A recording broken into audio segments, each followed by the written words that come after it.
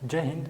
आज हम समझेंगे अमेरिका में चुनाव कैसे होता है और साथ ही इलेक्टोरल कॉलेज क्या होता है, इलेक्टोरल कॉलेज किसे कहते हैं, डोनाल्ड ट्रंप को क्या जेल हो सकता है, उनके खिलाफ क्या केस चल रहा है, इस बारे में आज समझेंगे। जैसा कि डोनाल्ड ट्रंप इस बार 2024 के इलेक्शन में जीत चुके हैं और वो अमेरिका के 47वें राष्ट्रपति शपथ लेंगे और ये 47वां राष्ट्रपति बनेंगे। इससे पहले डोनाल्ड ट्रंप 2016 में जीते थे जो 45वां राष्ट्रपति बने गए थे और इनका सामना हुआ था कमला हैरिस से। चलिए आगे देखते हैं ना। अमेरिका में इलेक्शन जो होता है 4 साल का होता है। जैसे इंडिया में इलेक्शन होता है 5 साल का, वहाँ पे होता है सिर्फ 4 साल का। 4 साल में एक बार चुनाव होते हैं। जैसे हमारे यहाँ चुनाव होते हैं जिसे हम लोग संसद कहते हैं, पार्लियामेंट कहते हैं। ये जो संसद है यहाँ पे हमारे यहाँ 2 भाग होते हैं, संसद के 2 भाग होते हैं। पहला होता है जो लोकसभा होता है पहला, दूसरा होता है राज्यसभा।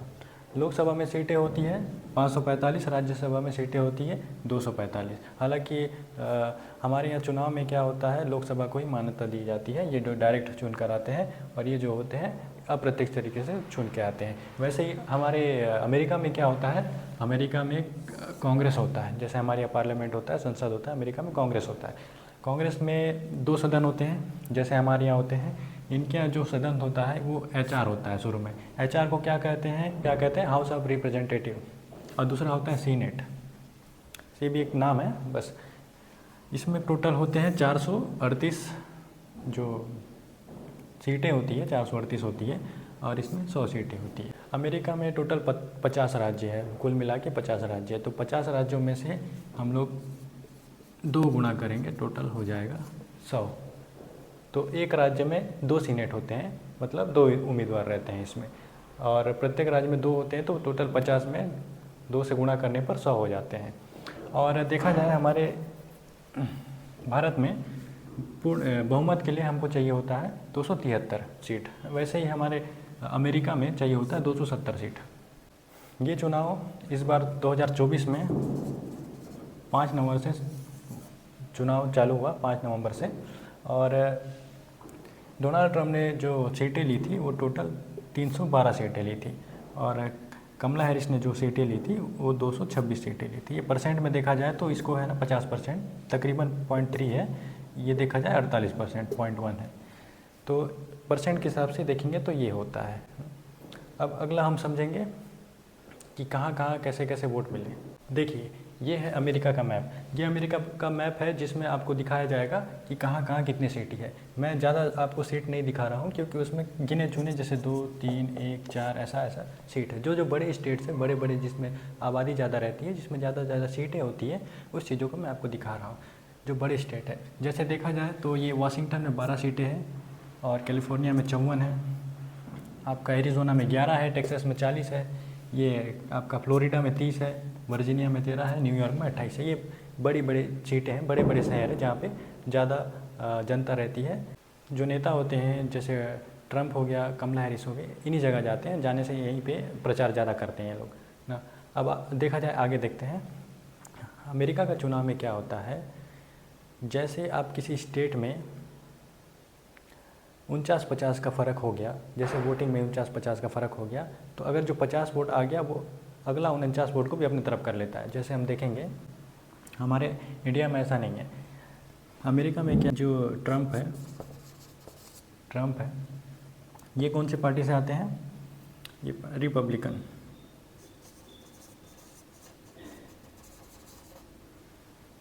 और ये कमला हैरिस जो है डेमोक्रेटिक।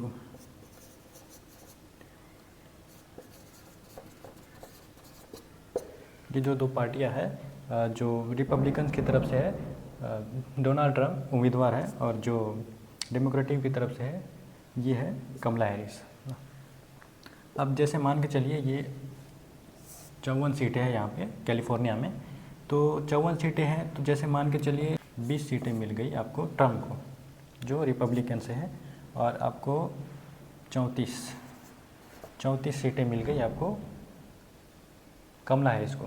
अब देखा जाए कि ये ज़्यादा है, ये कम है, 20 कम है, तो आपको देखेगा कि ये जो 34 है, ये जो है ना 34 सीटें जो जीते हैं, ये इनका 20 सीट को भी अपनी तरफ कर लेंगे।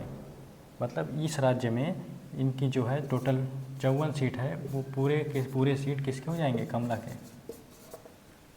हैरिस के हो जाएंगे, मतलब डेमोक्रेटिक पार्टी के हो जाएंगे। ऐसा है, मतलब हड़प लेता है, जितना भी सीट है जो ज़्यादा है वो पूरा ले लेगा। कि ट्रम्प के पास जो 20 सीटें हैं कोई मतलब का नहीं है, हार गया मतलब वो उसका सीट भी इनके पास चले जाएगा, पूरा कब्जा किसका, डेमोक्रेटिव का। चलिए अब हम समझते हैं इलेक्टोरल कॉलेज क्या होता है। इलेक्टोरल कॉलेज इसे कहते हैं, जैसे हमारे भारत में क्या होता है, हमारे भारत में जैसे सीटें हैं, कितनी भी सीटें हो, जैसे यूपी में 80 सीटें हैं, जैसे हमारे यूपी में कितनी सीटें हैं, 80 सीटें हैं, तो हम इसको क्या बोलेंगे, सीधा सीधा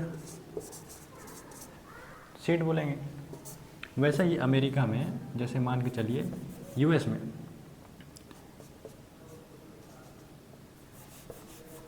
कैलिफोर्निया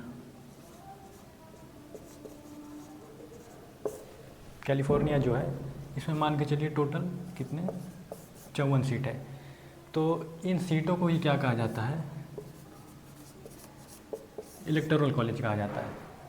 हमारे यहाँ जो सीटें हैं उसे हम सीटें कहते हैं, सीट कहते हैं, कितना सीट है यूपी में, लेकिन अमेरिका में क्या कहा जाता है, सीट को इलेक्टोरल कॉलेज कहा जाता है। बस इतना ही सा फ़र्क है और कुछ नहीं है।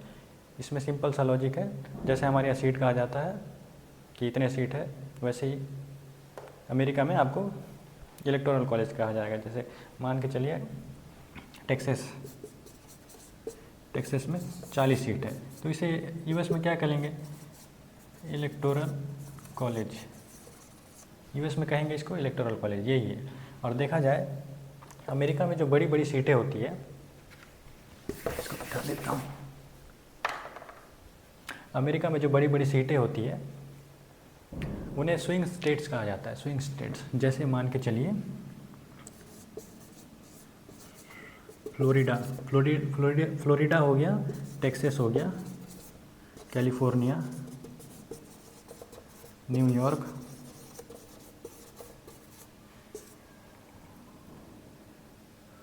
ये जो सीटें हैं 1 2 3 4, ये जो सीटें हैं इसमें भारी मात्रा में क्या आबादी रहती है, तो इस जो सीटों को है ना स्विंग स्टेट्स कहा जाता है, जो कभी भी बाजी पलट सकते हैं। बस ये इतना ही सा खेल है और कुछ नहीं है। चलिए अब हम जानते हैं कि चुनाव कैसे होता है। चुनाव देखा जाए अमेरिका में 3 चरणों में होता है। जैसे पहला चरण ये आपका, पहले चरण में उम्मीदवार जो होते हैं 2 पार्टी, जैसे रिपब्लिकन, डेमोक्रेटिक में कौन है, कमला हैरिस, रिपब्लिकन में कौन है, डोनाल्ड ट्रम्प। अब इनमें क्या है, 2 पार्टियों में लड़ाई चल रहा है, दोनों पार्टियों में लड़ाई चल रहा है। अब ये क्या करेंगे, एक उम्मीदवार है डेमोक्रेटिक पार्टी में, एक उम्मीदवार ये जो है कमला हैरिस को चुना गया है, रिपब्लिकन पार्टी में ट्रम्प को उम्मीदवार चुना गया है। लेकिन इससे पहले इनके जो सदस्य होते हैं, जैसे जितने भी स्टेट है, जितने भी राज्य है, उनमें जो नेता होते हैं उनको है ना डेलीमेट्स कहा जाता है। डेलीमेट्स जो होते हैं वो पार्टी के सदस्य होते हैं। पार्टी के सदस्य कहाँ से बनते हैं, जनता से आते हैं। जनता में आपको 18+ होना चाहिए, आप लोकल निर्वाचित होके डेलीमेट्स बन जाते हैं। और डेलीमेट्स जो होते हैं ये सदस्य होते हैं, और ये सदस्य जो टोटल जितने सदस्य हैं ये मिलके क्या करते हैं, उम्मीदवार का चयन करते हैं, जो उम्मीदवार खड़ा होने वाला है अपनी पार्टी से। वैसे ही सेम है, यहाँ पे भी डेलीमेट्स दिया गया है, ये सदस्य होते हैं, जनता द्वारा चुने जाते हैं, और ये जो डेलीमेट्स होते हैं ये उम्मीदवार को खड़ा करते हैं। दूसरे चरण में निर्वाचन मंडल जो होता है अमेरिका में इलेक्शन करवाता है, तो निर्वाचन मंडल ये आपका चुनाव करवाएगा। जैसे मान के चलिए टोटल अमेरिका में 538 सीटें हैं, ठीक है। इसमें से आपका देख लेंगे 438 हाउस एंड रिप्रेजेंटेटिव, और इसमें 100 सीटें सीनेट है, हाउस एंड रिप्रेजेंटेटिव, और ये 100 सीटें सीनेट से आएंगे। अब टोटल मिला के 538 हो जाते हैं। तो इन 538 का जो चुनाव करवाता है वो निर्वाचन मंडल करवाता है, और ये टोटल चुनाव जो होते हैं किसके द्वारा किए जाते हैं, जनता द्वारा। इसमें क्या होता है, चुनाव की प्रक्रिया चालू हो जाती है। अब जैसे मान के चलिए चुनाव जो होता है 4 साल में एक बार होता है, तो नवंबर की फर्स्ट जो सैटरडे होता है, फर्स्ट जो ट्यूसडे होता है, फर्स्ट ट्यूसडे को चुनाव चालू हो जाता है। देखिए जो तीसरा चरण होता है उस चरण में क्या होता है, तीन पॉइंट होते हैं। जैसे मान के चलिए पहला पॉइंट दल के द्वारा उम्मीदवार का निर्वाचन किया जाता है। जो एक दल है, मान के चलिए रिपब्लिकन पार्टी है, ठीक है, इसमें जो उम्मीदवार है आपका ट्रम्प है, ठीक है। तो इनके जो सदस्य है, पार्टी के जो दल है, सदस्य है, वो चुनाव करेंगे, निर्वाचन करेंगे, किसका? ट्रम्प का करेंगे। चुनाव मतलब सेलेक्ट करेंगे ट्रम्प को। उसके बाद दूसरा देखते हैं, आम जनता द्वारा निर्वाचन मंडल का निर्वाचन। जो जनता होती है वो डायरेक्ट अपने उम्मीदवार को वोट नहीं देती है, वो किसको देती है? निर्वाचन मंडल को वोट देती है। हालांकि जो उम्मीदवार खड़े होते हैं वोट उन्हें ही जाएगा, क्योंकि वो चेहरा देख के उन्हीं को वोट देते हैं। मान के चलिए जिसको जो पसंद है उन्हीं को वो वोट करते हैं, जो जनता होती है। उसके बाद क्या करती है? निर्वाचन मंडल जो होता है वो राष्ट्रपति का निर्वाचन करता है। जो निर्वाचन मंडल द्वारा जो राष्ट्रपति का निर्वाचन किया जाता है। तो निर्वाचन मंडल जो है, जो चुनाव करवाता है, वो क्या करता है? राष्ट्रपति का निर्वाचन करता है। अब अभी तो देखा जाए तो डोनाल्ड ट्रम्प इलेक्शन जीत चुके हैं, 20 जनवरी को वो शपथ लेंगे।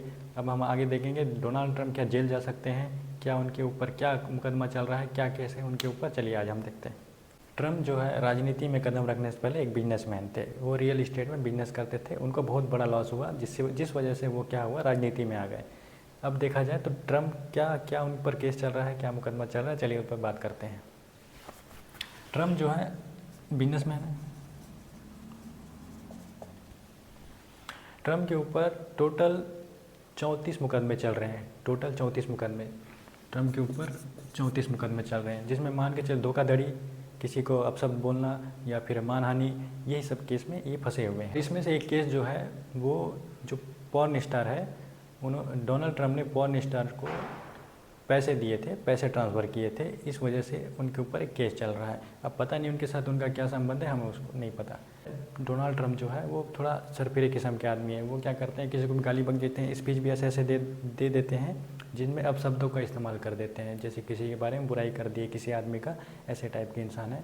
और कुछ जो ट्वीट करते हैं, जो डोनाल्ड ट्रम्प जो कुछ लिखते हैं सोशल मीडिया में, उसे गूगल, ट्विटर खुद डिलीट कर देता है। अब सोच लो किस हद तक वो अपशब्दों का इस्तेमाल करते हैं। इसी वजह से उन पर एक केस हुआ है। डोनाल्ड ट्रम्प है जिनकी 3 बीवियाँ हैं। डोनाल्ड ट्रम्प 3 शादी किया है। इमरान खान के टक्कर में है। इमरान खान भी 3 शादी किया है, डोनाल्ड ट्रम्प ने भी 3 शादी किए हैं। वाह रे वाह। इधर हम लोग इंडिया में एक को नहीं संभलती है और ये 3 शादी कर रहे हैं। सबका अपना अपना शौक़ है। चलिए आगे बढ़ते हैं। डोनाल्ड ट्रम्प जो पिछले बार जो राष्ट्रपति बने थे, वो H1B वीज़ा पे उन्होंने रोक लगा दिया था। हालांकि रिकॉर्ड के हिसाब से 2016 के बाद से जो 73% इंडियंस थे वो H1 वीज़ा में काम कर। H1B वीज़ा जो वे लोग होते हैं जो स्किल सीखने के लिए अमेरिका आते हैं। जैसे मान के चलिए इंडिया से लोग आते हैं, वो कॉरपोरेट सेक्टर में, रियल इस्टेट में वो क्या करते हैं, टेम्प्रेरी काम करने के लिए आते हैं। उन्हें क्या कहा जाता है, जो वर्कर होते हैं, एम्प्लॉय होते हैं, उनको H1 वीज़ा दिया जाता है, जो काम के सिलसिले में आते हैं। उन्हीं पर जो ट्रम्प थे उन्होंने रोक लगा दिया था। इस सिलसिले में भी वो खबरों में रहे थे। दूसरा पॉइंट है इलीगल इमिग्रेशन। इसे कहते हैं गलत तरीके से किसी देश में घुस जाना। अब देखा जाए तो मेक्सिको से बहुत सारे लोग जो होते हैं बॉर्डर पार करके अमेरिका में घुस जाते हैं। इसे इलीगल इमिग्रेशन कहा जाता है। इसी पर रोक लगाया था डोनाल्ड ट्रम्प ने, इस पर रोक लगा दिया था। और इसको क्या किया इन्होंने, जो है ना, ये मेक्सिको की और अमेरिका की जो बॉर्डर है ना, उसमें दीवार खड़े कर दिए, बहुत बड़ी बड़ी दीवारें खड़े कर दिए और यहाँ पे जाने से रोक दिया। देखिए ट्रम्प के जीतने से भारत में क्या प्रभाव पड़ेगा। भारत में वैसे तो बहुत सारे बदलाव आएंगे। देखा जाए तो हम अमेरिका के ऊपर निर्भर है, क्योंकि अमेरिका विकसित देश है, हम विकासशील है, हम विकास कर रहे हैं। तो हमारा जो है ना, हम जो निर्यात करते हैं, ठीक है, हम जो निर्यात करते हैं वो सबसे ज़्यादा हम लोग जो निर्यात करते हैं अमेरिका को करते हैं। अमेरिका को सबसे ज़्यादा हम जो निर्यात करते हैं अमेरिका को करते हैं। सबसे ज़्यादा हम सामान किसको देते हैं, अमेरिका को देते हैं। उसके बाद में हम सामान देते हैं यूएई, नीदरलैंड, ये 3 देश हैं जिनमें हम ज़्यादा निर्यात करते हैं। अपने वस्तु, अपने कच्चे मालों को निर्यात किया जाता है। आयात के मामले में तो देखा जाए तो इम्पोर्ट, आयात को इम्पोर्ट कहा जाता है, इसे इम्पोर्ट कहा जाता है, इसे एक्सपोर्ट कहा जाता है। आयात के मामले में हम सबसे ज़्यादा आयात करते हैं चाइना से।